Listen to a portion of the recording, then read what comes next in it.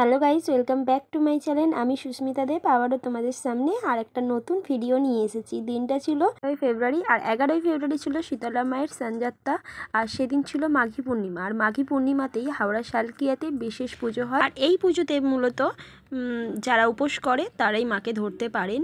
তো আমি উপোস করেছিলাম, তোমরা দেখছো গলায় গামছা, লাল শাড়ি, লাল ব্লাউজ সবই ছিল আমার পরনে। তো আমি আর ওর বাবা দুজনেই করেছিলাম, কিন্তু ওর বাবার সামনে আসিনি, ওর বাবা একটু ভিডিও করছিল যাতে তোমাদের সামনে নিয়ে আসতে পারে।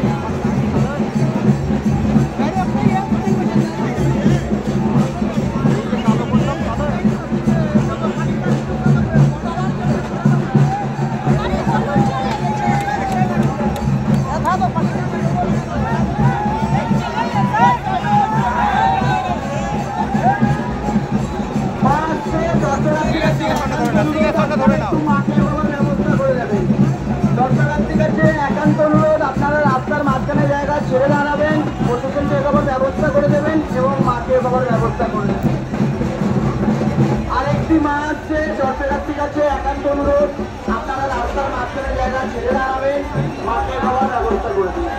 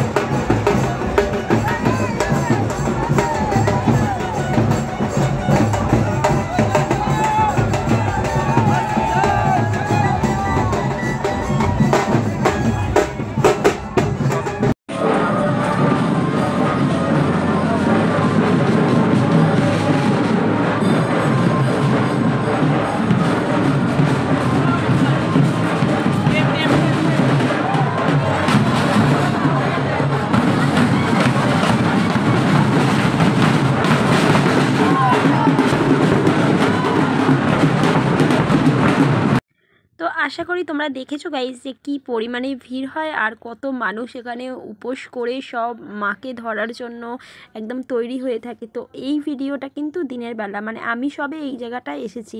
আর এই জায়গাটা হলো সব মা একই রাস্তা দিয়ে যায়, তো সবাই এই একই জায়গায় এসে আমরা দাঁড়িয়ে থাকি যাতে সব মাগুলোকে আমরা সুন্দরভাবে ধরতে পারি। তাই এটা এখন দিনের বেলায় আমি চলে এসেছিলাম এখানে। আর আগের ভিডিওটা রাত্রিরে ছিল, সেটা দেখে তোমরা বুঝতে পেরেছো।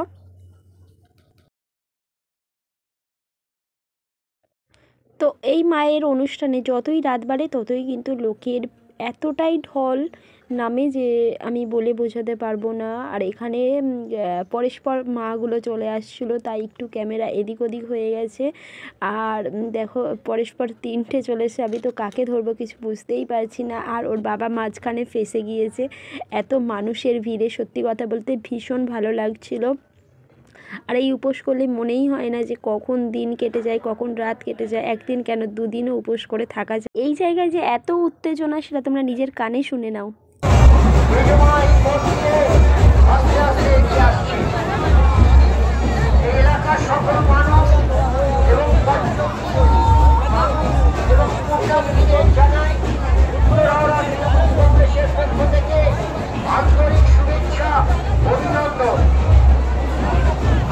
তো গাইস, আজ আমার ভিডিও এতটাই ছিল। যদি ভালো লাগে অবশ্যই লাইক করে পাশে থেকো, তোমাদের ভালোবাসা আমার একান্ত কাম্য।